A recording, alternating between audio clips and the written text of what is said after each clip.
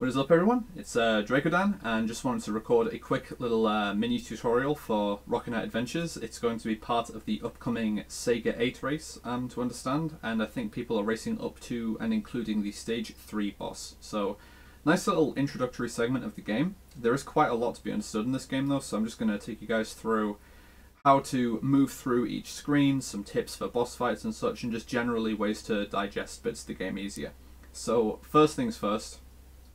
The settings that are going to be used for the race is easy difficulty on NTSC US version.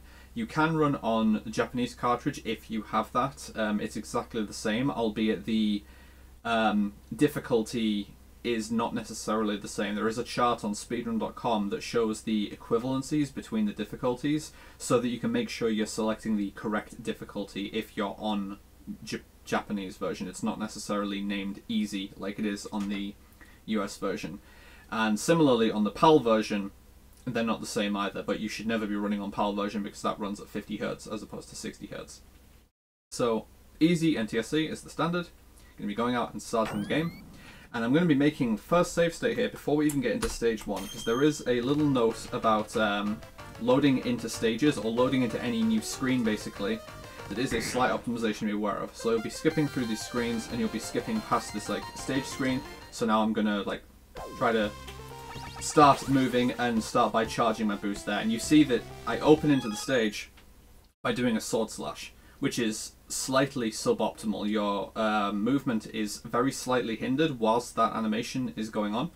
And it's easy for that to happen if you're just like mashing through this and then you hold a button, and it'll happen pretty consistently like that. The way that you can avoid this is by holding the button down. You can see that I've got the input display in the top left. So from this screen you use one of the face buttons to advance. So if I hold A here, I don't get the sword slash. And you can move slightly sooner, slightly more optimally. And speaking of movement, this takes us into the first bit of really fundamental movement tech for this game. So for movement, you're going to be using the rocket boost as much as possible. Unless you have a specific reason to not be holding the boost button down, you always want to be holding the boost button.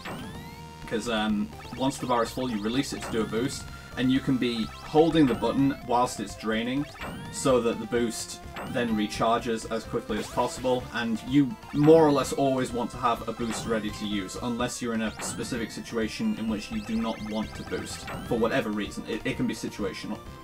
As far as moving in and of itself, you know, the walking speed, as you can see, the boost is significantly faster. You can like boost in the air, you can boost in diagonals. The fastest way to move across a completely horizontal surface, such as on the ground like this, is to do what we call possum hopping. This is performed by releasing a boost whilst grounded, and then as soon as the boost finishes, you jump and it will retain your momentum. And that can be comboed, so you can maintain that indefinitely, in theory. Let me just see if I can get an unlock screen here, so I can show this. So you can see there's a bit of momentum decay depending on your frame data, like when you reach the ground, but in theory, if you can get the frame data to be able to time jumps without having many frames of contacting the ground, you can keep that momentum up indefinitely. And really, you only need to keep that momentum up as long as it takes for your next boost to fill, really. So you really only need to be able to do one good possum hop per boost chain, and you'll be able to move pretty quickly. So I'm not going to be getting into like tiny minutiae of how to do each wave super optimally. That's kind of outside the remit of this. I just want to show the basics of how to approach each section of the stage. If you want super details on how to really optimize each specific encounter and specific parts, such as what to do here to get the fastest transition between cars, you can check out Shadax's guide on speedrun.com. It's very, very good. What I will say is that to transition into this next part here, I believe you stand here in front of the tree. And then if you position that correctly, I will go back and try that one more time. You can do a possum hop from the crest of the hill that you reach and fly straight over that next mound that you see. So you'll enter, fight like this. then there's more optimal ways to do that, but again, that's not really the point. So once this next car comes, you want to be somewhere like here, and once you can progress, and if that is done correctly, it's very precise to do that, but if you do that correctly, you can get straight over that hill, and you have another boost ready pretty much for this point here, so that you can go along this bottom path to avoid these pigs, hopefully, although they are still semi-random and will still try and mess you up. And you can see how quickly you can move here. Once you reach this screen, you want to trigger the first mech and then boost to the left to trigger the second one. Kill the one on the left first, then the one on the right. Now kill the next one that appears on the right and the next one on the left. Once again here, you'll want to wait until you can progress, do a couple of possum hops. And with some nice positioning, you can start pretty much from the top of this hill here and do one, another jump, and then boost straight over. Do another horizontal boost, diagonal boost up here, sorry. And you're going to come into this screen lock position with 4 enemies here. All you have to do is stand in the middle, time an upward boost to get all 4 of them at the same time, and then progress on. So we come into this mini-boss fight here. You can get 1 hit immediately as it comes in, and then you want to get behind it, and you can just stand against the border of the screen. This guy takes a specific number of hits to go down. Most enemies in this game, they just have a specific amount of HP that you need to drain through your various attacks. Phase 2 is like this, but the first phase of that fight is just a specific number of hits to end the encounter. So the most efficient way to deal damage in this game is to be inside enemy hitboxes as much as possible and continually slashing the sword. The damage values for this game, I forget what the specific numbers for the damage values are, but the TLDR is diagonal boosts are the worst form of damage you can deal. Orthogonal boosts, or cardinal direction boosts, up, down, left, right, deal twice as much damage as a diagonal boost. Your sword projectile that the sword fires out, the like red thing that I'm firing here, does, I believe, the same as a cardinal boost, but the physical sword that is like being swung around Sparkster, this also deals damage to enemies for each frame of contact. So you can keep that up more or less constantly and be firing projectiles into enemies. This deals the highest DPS that you can manage in the game. You also have the neutral attack, the spiral slash like that. You want to avoid using that for damage as much as possible because it's the frame contact thing where it deals 1 damage per frame, like the sword swing, but it doesn't have the benefit of firing projectiles for heavy hits at the same time.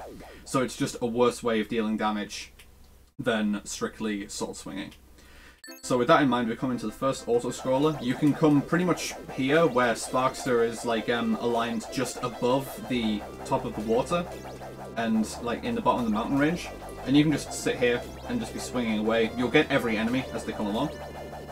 And we're going to see the value of damage boosting to end up inside an enemy hitbox and keeping on swinging the sword as soon as the water snake dragon thing comes along. You just want to get back here, take a hit, and you can destroy it very quickly. Now, to go into this next screen transition, you want to be at the back of the screen, here, not at the front, because Sparkster exits the back of the screen before the cutscene of flying into the castle actually plays. So just be at the back of the screen and you'll get this cutscene slightly sooner. And we come into the castle here, so I'm going to make a save state here. There's 2 ways that you can approach doing this hallway. There's an easy way and there's an advanced way. I don't necessarily recommend the advanced way, but I'll show it nonetheless. The simple way is just to move normally, like you'll pick up this banana, you can use like some boost to get through, and generally this hallway is a bit of a nuisance, and you can get through more or less like that. The advanced way is to charge up a boost here, and then you only move by releasing a horizontal boost and then using possum hops, and if the movement goes correctly, you can maintain the possum hop speed more or less through all of this corridor, but you have to time firing your projectiles to meet oncoming enemies, and it's very tight. I'm probably not going to get this if I just try it right here. So, like, you have to fire a projectile to hit that enemy, like, thusly, and as you can see, it's very tight, and it also means that you don't get the health pickup, which, as a beginner, you're probably not going to be on full health. You should definitely prioritize getting this health pickup and being healthy to at least move through this corridor with. There's going to be 1 more enemy. Yep. I'm going to use a diagonal to get up here. So, this fixed auto-scroller it's going to be 3 sets of these flames. They come in a fixed pattern, low. They come in a fixed pattern of mid, high, and then low each time. You can consistently avoid them by... I'm actually going to get through this corridor again and make a state for the start here, because there's a very simple and consistent method that I use to avoid the flame waves every time. So once you're in here, you can just be like, you know, moving ahead of it. You can just go down here to avoid this first one. Jump to avoid this one. Now, it looks like this next wave is going to catch you, but you drop down in time to avoid it, and then you can simply duck to avoid this one. And same thing here. As long as you are ducking here, the top one will not hit you, and then just move on. You'll come into this screen where it's just some diagonal boosts to ascend here. And then we come to this screen here, where if you are on low health, it's very easy to accidentally get hit by the enemies here. As they like come down to meet you like that. So it's definitely worth, like, if you're at very low health, just like take it pretty slow, pretty safe, so you can see them coming and have plenty of time to react to them. There's 3 pigs on this staircase here, and there's 2 on the one on the staircase that's approaching here. However, as you can see, for the one going to the left, there is a very easy method you can use to avoid them, which I'm going to showcase again here.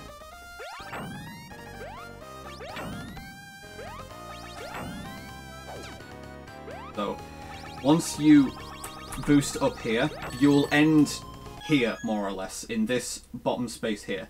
And what you're going to do here is when you have a full boost... I'm going to need to take out this guy. When you have a full boost, you can jump and then do a downwards left diagonal boost, and you'll ricochet off this floor.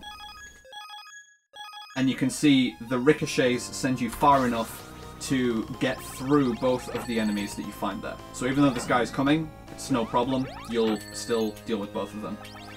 And following that one, you will use another boost, like roughly here, so that you just end up here, and then another diagonal boost up and to the right. And you'll more or less land inside that second enemy's hitbox, but you won't get damaged by it. So it looks scary, but it is consistently safe to deal with it like that. Coming into this room, you can just hold right to walk past this enemy without taking damage. Boost up right at the correct time. And now some weird jank can happen entering this room here, but when you're in roughly this position, you should be able to just release a boost to the left and be sent into the boss room without any additional input. Like that. Weird stuff can happen, like with the positioning and with your speed here. It's possible to get caught in such a way that it doesn't send you in properly, but it's being pretty friendly right now. As you can see, it's pretty reasonable to go for that. So I'll make a save state as I'm going into the boss room. So there we go. So there's an example of it not quite behaving correctly, but it still sends you, like, you know, roughly where you're trying to go. So we come into the stage 1 boss. Now this boss uses a fixed movement pattern. It's always going to behave the same way at the start of the fight. It's going to come through the top center, top left, and top right, and then it fakes out coming in through the top left and then the top right. You'll see it dips in there, dips in the top right. You can land both of those hits with projectiles if your timing is good, and then it will come in from the left, then it will come in from the right, and then it comes in through the center again. And if you haven't dealt very heavy damage to it, it enters this phase where this is a pretty long extended phase where, you know, it just sets these traps and you've got to wait for this thing to come out, this red unit here, and you destroy it to move on to the next phase. The idea here though is to not have to deal with that phase at all, because by dealing heavy damage to the boss early, by dealing enough hits to it, you can prevent that long protracted phase from happening at all. You can get multiple hits on each of these phases. And if you've dealt enough damage, at this point, this is where it would normally go into that next phase where it spawns the ads. But if enough damage has happened, it doesn't do that, and it instead moves on to the next phase, at which point it's very close to death anyway. Like you see, it was one hit from death there. So a clean fight will look something like this.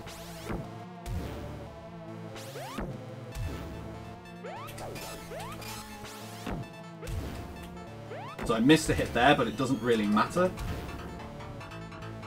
So that was the maximum number of hits you can do whilst still getting the long phase. That was, I think, -3 hits. You can generally afford to miss 2 hits, is about as many as you can afford to miss here, and still get the quick cycle.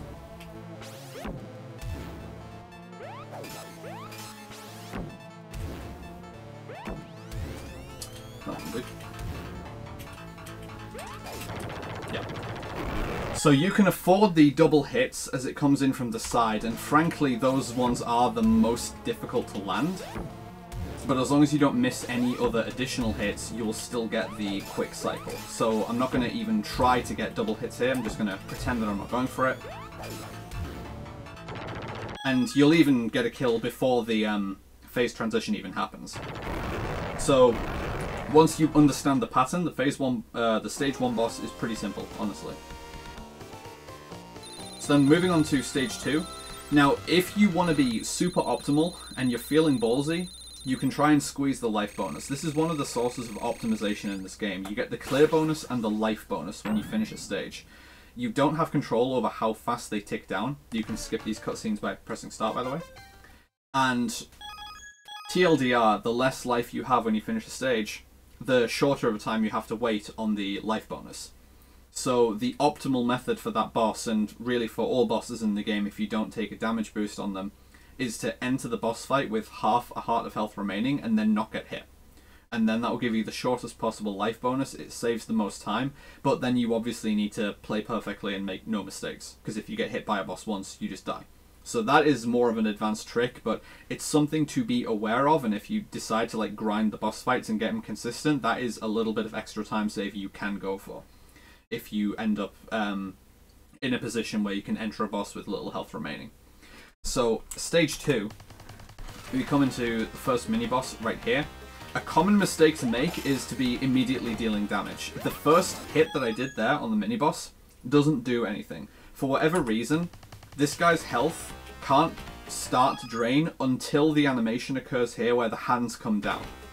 So, like, he spawns here, the hands are up like that. Right now, I can deal damage to him, but it doesn't actually lower the health pool until this point where the hands come down. So you want to wait for that to pass more or less, and then use some positioning here where you can do some cycles of just jumping and slashing, making sure to be in the correct position so that the projectile that gets fired by the sword, you can see the one that's firing to the left, you want that projectile to actually be hitting the mini-boss, because every time you slash the sword, there's a 2-frame window where the sword is behind Sparkster. That still has a physical hitbox, so whenever you're slashing, you can hit slightly behind where Sparkster is, but the projectile that gets fired out will not hit a target that's behind. So if you're like dead center here, you can see the projectile is not hitting the boss. And so I'm actually dealing very little damage. So you want the nose to be in front of Sparkster so that the projectile is hitting it. So a normal fight would be something like this.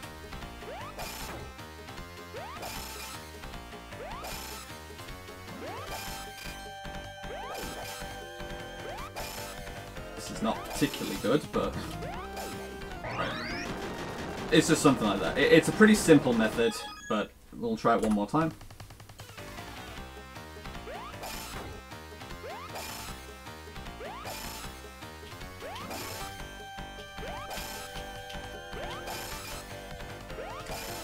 Man, this is not particularly good. Either way, once the mini-boss is down, you want to be by the right border of the screen, and as soon as the screen unlocks, you do an up-right boost. So this will take you over, or this will put you more or less in line. Yeah, sorry, you wait a second or so after the screen unlocks before doing the upright boost. because the objective is to not have to deal with the enemy that you'll land near. The objective is to like land after the enemy pretty much, or inside the enemy and you go through it. Thusly. Then just release another one. As soon as you're past the banana pickup, you can do the final boost and you'll be in the right position here. Do one boost to the right, and then once your charge is up, a boost to the upright, and you'll end up in this position. So you can just proceed. And you'll come straight on here. Once you get behind the waterfall, you can see there's a mechanic here where you're in front of the waterfall and then behind the waterfall.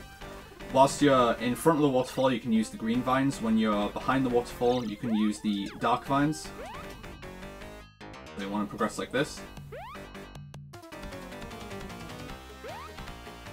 And now, come into a pretty awkward mini-boss fight. Hopefully I can use a save state to demonstrate the quote-unquote normal method here. Yeah.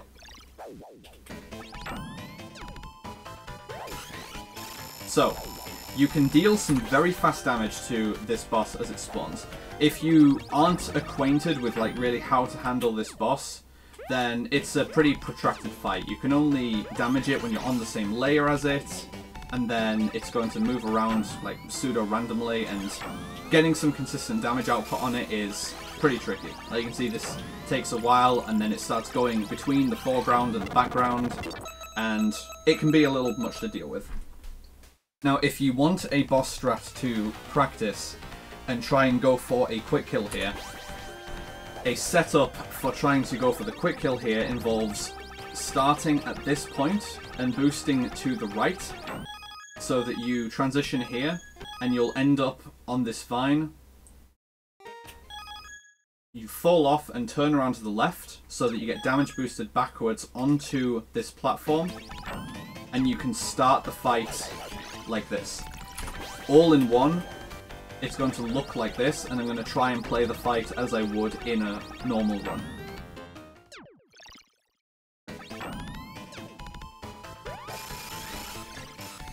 So, if you get enough damage like that, you can end the fight before it exits the bottom of the screen, but there's a lot of moving parts there. Shadax has a detailed tutorial on this on speedrun.com, I believe. The important detail here being you want to be like holding the attack button as much as possible to charge your boost as soon as possible. Like I'm holding it, I'm holding it, I'm holding it. As soon as the charge is released, you release it upward into the boss as it spawns. You'll come back down and get damage boosted onto the vine as long as you are leftwards enough. Like you need to be fairly near the pad here, and then you get damage boosted onto the vine.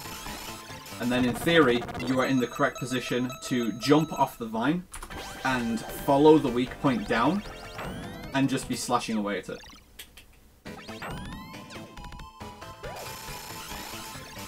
And then you can deal with the boss before it moves off the bottom of the screen.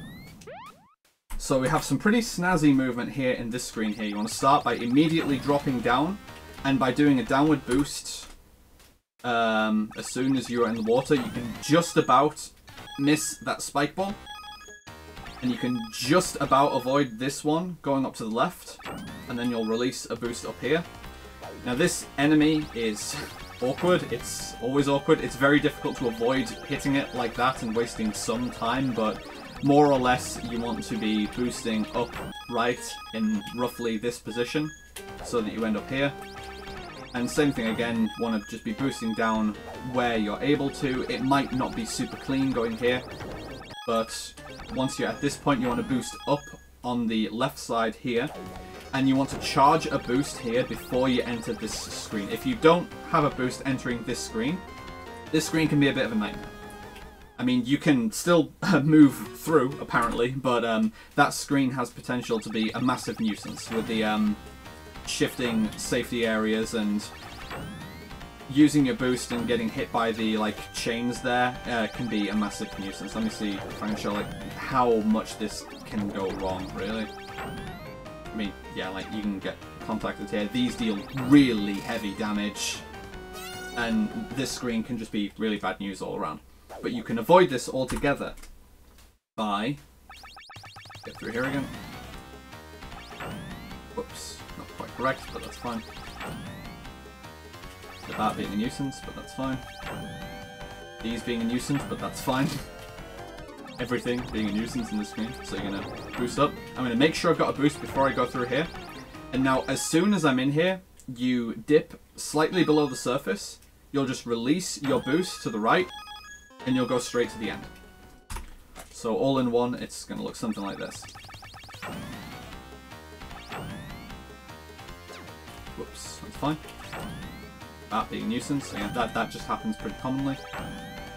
These now being a nuisance. Once, like, movement cycles are out of whack, you can end up wasting a lot of time here, but it's not mission critical. Because the important thing is the screen here. And just boost to the right and you're home free. Move straight onto the minecart.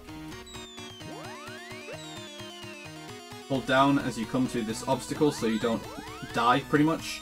And now enemies are going to come on fixed intervals, on alternating sides. There is a couple of instances where they don't strictly alternate, which I'll point out, but they're going to start on the right. So it's right, left, right, left, right, and now the sixth enemy is going to be on the right for some reason. I don't know why it does that, but it is. And now they alternate again, until the final enemy, which is going to be two left enemies. Which I know how to recognize based on the music, but yeah. It's going to be this enemy here. So I'm going to make a save state here because there is a easy way to quickly get off this minecart. And there's hard ways to get off this minecart. So once you do this minecart transition, once you come to the end of this section, minecart's going to slow down. And you have to, like, you know, jump off and navigate across to this next minecart.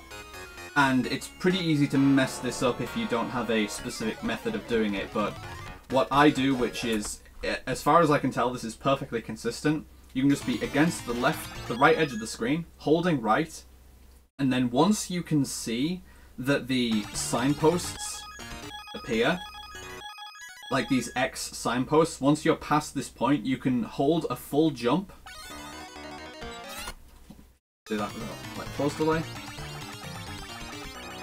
Jump, and you'll land here, and then you can release a boost to the right to just end up on the minecart.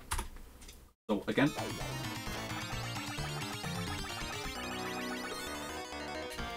And you get there very quickly. Now, you can use boosts to transition between each of these minecarts, but I do not recommend this as a beginner strat. They are honestly very precise because you do not have control over Sparkster after you release the boost, so if you misposition any of the boosts, you just die. I'll demonstrate just for the sake of demonstration to show what it looks like, and hopefully I don't die.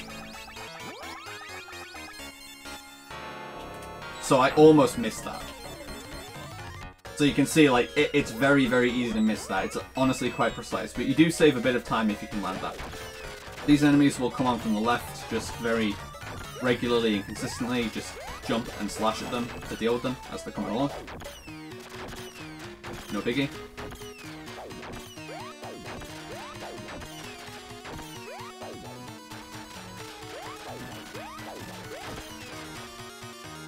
So, stage 2 boss. This has 3 separate phases.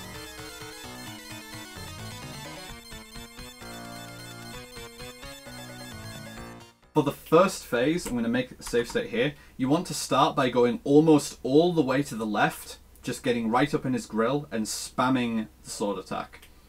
You need to get closer than it looks, because if you stop in front of the cannon here, you're going to get hit by the ball it fires out here and get knocked back. It's possible to avoid this altogether by getting up really close, closer than it looks like it's safe to do. That's probably too far away still. Yep. Please jump on.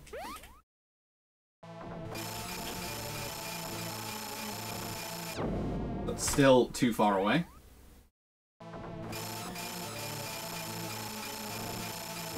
There you go. So you have to get really close, and if you do that correctly, you can just spam attacks into his face and get through this phase damageless and as quickly as possible. If you don't want to deal with that, or if you're at low health, you can keep your distance and just fire projectiles whilst avoiding his own projectiles as he fires them.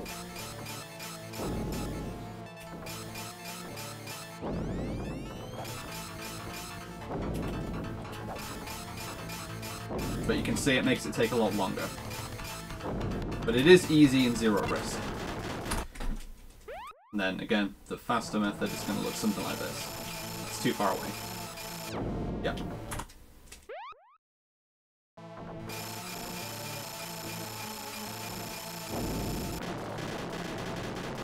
And you just want to do that. Now to start phase 2, you want to get roughly to this point, like about a quarter of the way through, or between a quarter and a third of the way through the screen. And as soon as these 2 layers level out, you release a boost up, because this claw spawns right above you, so you can get a quick boost into it. And then you just want to try and get as much contact time by slashing into these hands as possible. You kind of just have to practice this part and feel it out. It's a little awkward to get used to. That's going to be too far away. Yep.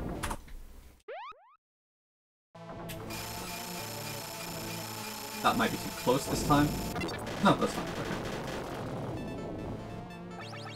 And I'm going to be roughly here. And once these track appears, just boost up.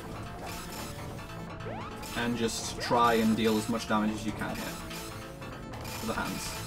A quick phase 2 is pretty much any time finishing it before the train moves all the way to the right and then starts moving to the left again. Like, that's fine because it needs to leave the screen on the right anyway.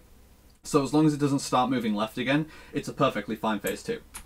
Now, to start phase 3, there is actually a proper way to do this. You don't want to just be holding right and moving right, because you can see the game forces you back here for some reason, which is not ideal. Like, I think it happens if you're facing right at all, even if I'm not moving. Is it? Yeah. So, even if I'm not moving, the game forces you back there. However, if you are facing to the left, for whatever reason, that doesn't occur. Like, you can start at the right side of the screen here. And once you are in this position, the boss is more or less already loaded off screen here. So you can just be sword slashing into him.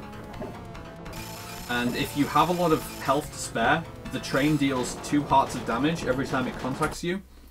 The fastest way that you can deal with the third phase here is, once you're in position to start dealing damage to it, you will have time to deal 5 slashes of damage before it runs into you. And you can exploit this by doing 5 slashes and then tap left to face Sparkster to the left, and then when you get contacted, it will knock you to the right inside the train's hitbox, so that you can then use your iframes to just stay there for the remainder of the fight and keep dealing damage. So, 5 hits.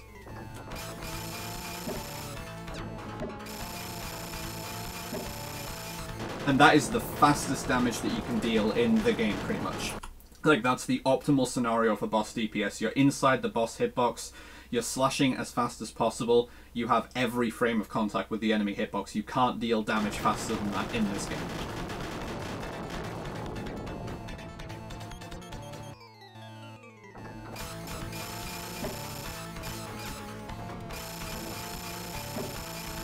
And you can just destroy bosses that give you that opportunity like that. So coming into stage 3, which for the Sega 8 is going to be the final stage of the run. So stage 3 is an anomaly in that when you start the stage, there is no cutscene that you skip with the start button. You just go into the stage title screen, so you'll be skipping with one of the face buttons. So same thing that I mentioned at the start of stage 1. To skip the screen, you want to hold A so that you are not getting the sword slashing thing. Like, if I mash through and start holding A now, I get a sword slash to start. It doesn't really matter for this screen because you are limited by the lava cycles anyway, but it's a good habit to get into to just get slightly more optimal starts to the stage. So, hold A here, and I get a normal start. Start with a boost like that, boost like that. Yeah, so you can go very fast on this screen if you want to be risky. If you don't want to be super risky, then taking this pretty slow and safe, you can just start by moving forward like this. Once the lava starts moving down, you'll want to go here, jump over this gap to end up here, move down, and across, follow the lava down here as it descends. And now you've got this fun section here where you can't see the platforms because the foreground layer obscures them and you're going to need to use the lava to see where you are. So if you are not super familiar with this, you will need to take this slow and safe, waiting to see where the platforms are. There's no real way around this, because if the lava contacts you, it's instant death. Don't go too early here as it's descending, because you need to drop it all the way to the bottom. It's very easy to go too early there and hit the lava as it's going down. And then once you reach this point, the exit to the room is just here. So I'm going to try and just do the good movement here, all in one, and see what we can do with this.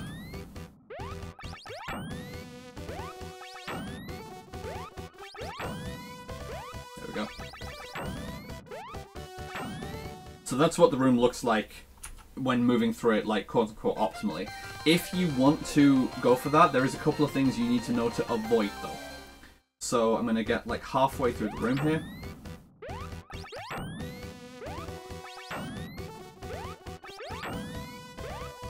Okay, so we've reached this point.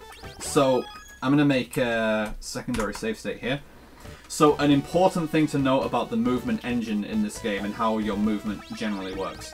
So you have the horizontal boost, which we've been using this entire time. It's pretty simple. It sends you in one horizontal line. Like, that doesn't seem too difficult. So logic would dictate that if I just do a horizontal boost here, it's going to send me straight across the gap. That does not happen if you are grounded. If you're on the ground when you release a boost and then you go over a ledge, gravity will take over and you will drop. So if you try to do that here, you land in the lava and you die. That's unavoidable. So the way that you handle this section, if you want to boost across these gaps, is you want to wait until you've walked off the ledge and you become airborne, and then you can release the boost, and an airborne boost will send you horizontally until it runs out. With this final one here, you can do the grounded boost here, and you'll just go into the next room.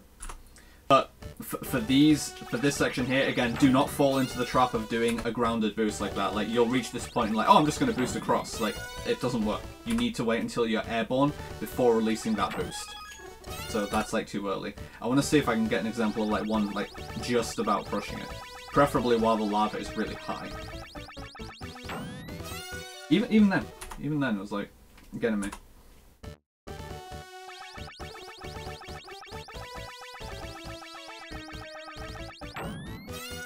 Wasn't high enough to get up, to clip up onto the ledge there. It's relatively precise if you want to go for the airborne boost there, since you still need to be high enough to clip up to the ledge, as you saw. So if I like wait too long and release the boost at some time like this, then yeah, you just end up ricocheting like that. So it is fairly precise to skip through like that. But it's something to go for if you decide that you want to try and tackle the movement in this room. So once more from the top, the movement in this room looks like this. Release a boost there, jump across here, release a boost in the background. Try not doing it super late so that you actually overshoot. You need to land these fairly precisely. Do a couple of possum hops. And then just boost in. So it's a lot. This room has tricky movement. I lose runs to this semi-regularly. So, like, yeah. This is something to look at if you want to look at a more advanced movement trick to put into the run to save a bit of time, but it's easy to get this wrong, I'll put it that way. And so once you get to the end of the room, you'll be moving on to the next screen, the rising and falling water screen. So you can start this by jumping over. Try to slash that fish as you're jumping over so that it doesn't hit you straight in the face. You can do a rightwards boost there to end up roughly in this position. And you're going to need to wait for the water to be high to get across here. do a diagonal boost as I did there to try and ricochet through this little section here, as such. And if the water is at a high point here, you can like jump out of the water and do a right boost to hopefully make it over there, so that you can end up somewhere around here.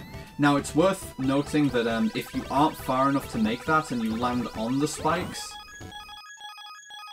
like I land on the spikes there and I get damage boosted to the left because I'm facing to the right.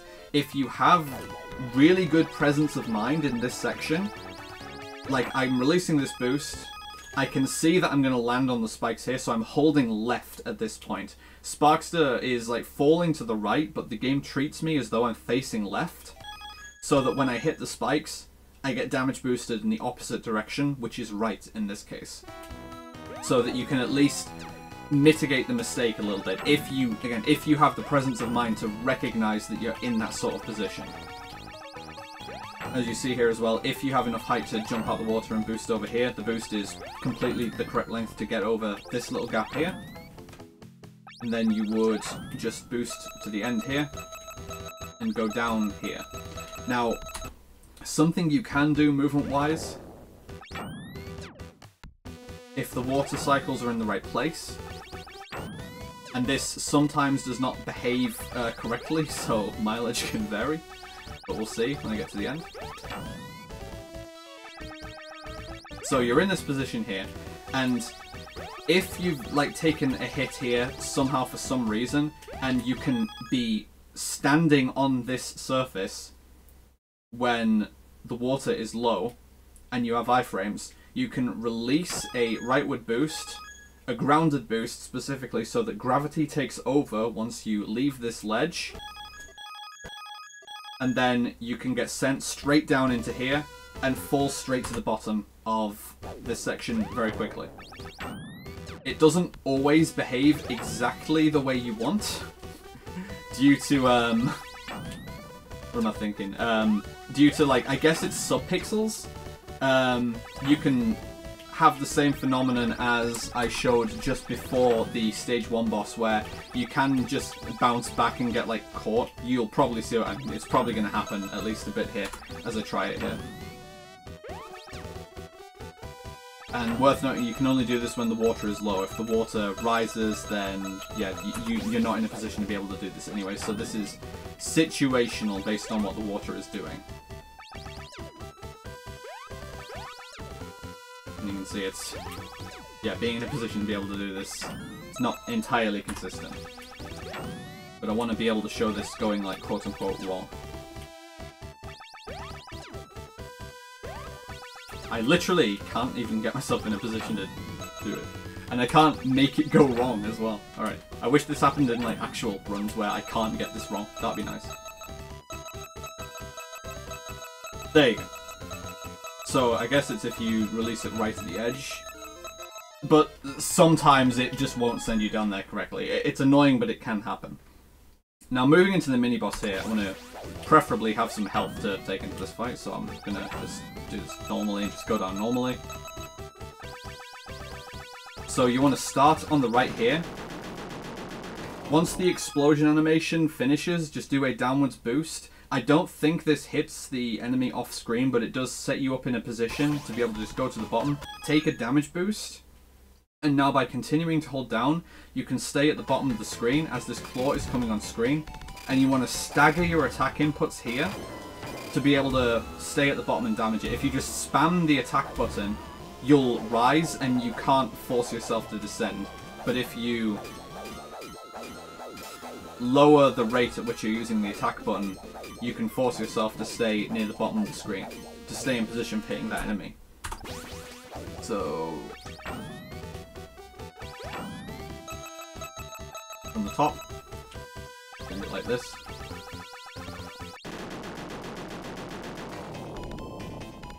Get hit, get to the bottom, use some timed attacks whilst staying at the bottom of the screen to destroy the claw.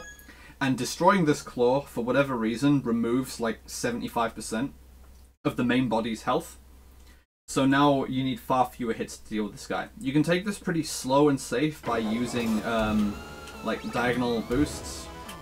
to hit him at pretty regular intervals. Or if you want to try and squeeze a little bit of time save and go for something a bit more precise, you can use the projectiles to hit the hitbox from the side. It's fairly narrow though, because if you're too low, it'll just get absorbed by the body, and if it's too high, it won't hit the hitbox. So you've got like, I don't know how many pixels of space, but you've got like some space to work with here to get those hits. And you're going to be periodically getting harassed by the left claw as that happens. However, if you hit the left claw with an attack as it's lunging towards you, it will stop the left claw's attack and it will go back into its normal position.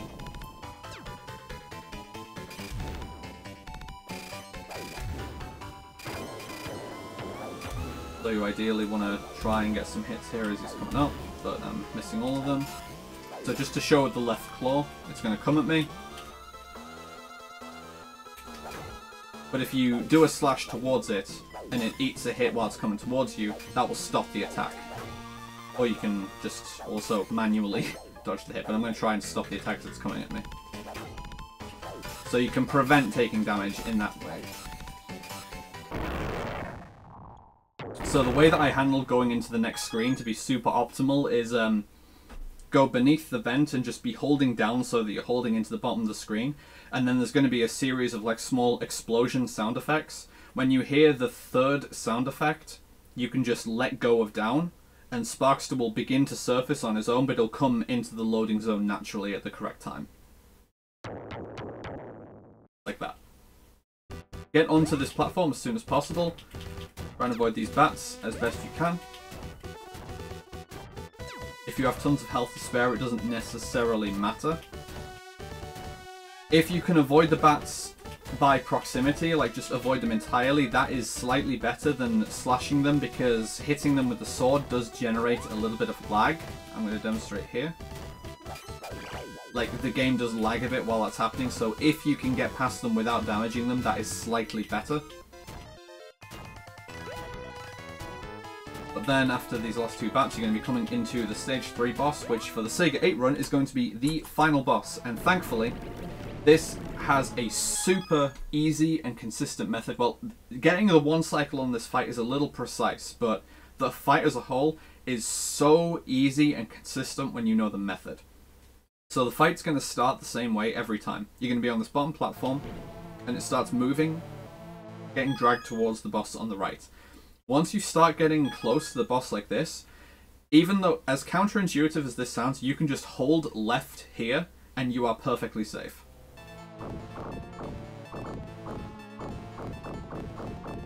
You'll end up here, and then you can just transition to the right hand side. So, one more time. Don't need to be doing anything, don't need to be doing anything. Hold left. And even if you start going a bit earlier, even if the platforms aren't moving as quickly, like once they like speed up by like one tick pretty much, you don't hit the lava. It's fine. It's perfectly safe. And then you'll end up on this one here. And once it starts falling, you can just jump to the right like that and end up here. And now these fireballs and health pickups are going to come in a fixed pattern.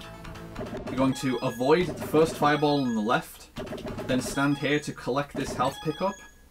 The reason you want this health pickup, if you're at super low health, you need this health pickup because you want to then continue to stand in this position and get hit by this fireball.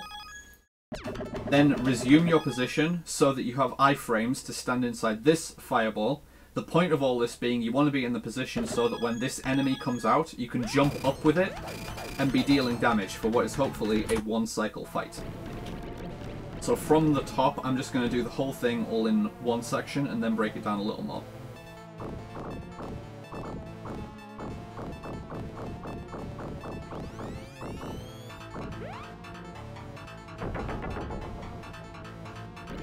In the middle here so that you don't get hit by the first fireball. Damage boost. And that is a one cycle fight. It's a little precise to deal all of the necessary damage because you need to be in the right position and like follow it up and on the way down. But a few good slashes is enough to deal with this fight all in one cycle. So let's look a little bit at the damage dealing itself.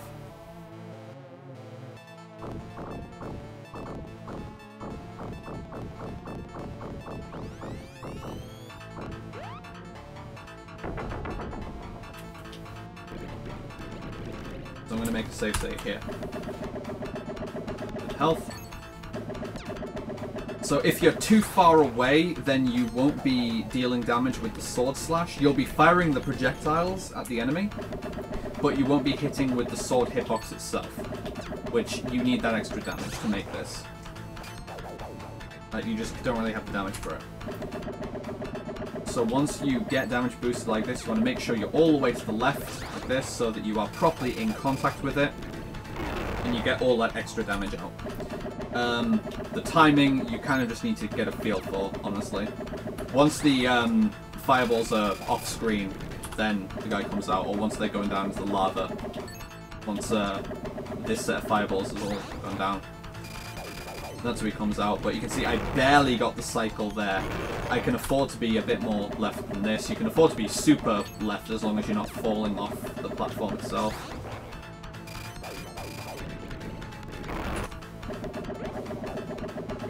The tricky thing, I guess, is what could be tricky for some people is holding the jump button whilst using the attack button, because like you can do a full jump or a short hop, and it's like the instinct is just to tap the jump button and then use the attack button, but that doesn't give you like all the height to really follow it all the way up. Like the idea is to be holding the jump button as you're using the attack button, so that you get all the height that you need. And that's how you get the damage for that. And as long as you can get through that, that is the Sega 8 race. That's the final boss of the Sega 8 category, if indeed people are just playing up to stage 3. So, that is Rocket Knight Adventures, and hopefully people find that pretty helpful to help the run be a little more digestible for this race, and hopefully the race makes you want to try running the game in full. Like, this is a super good speed game, one of the Genesis's best in my opinion, and always happy to see new people come along with Rocket Knight speedrunning. So if you're all interested in learning more about the game or looking at extra strats, either hit me up directly or just come to the Rocket Knight speedrunning Discord server. I'll put a link in the description. And good luck to everyone in the Sega 8, so I'll catch you all next time.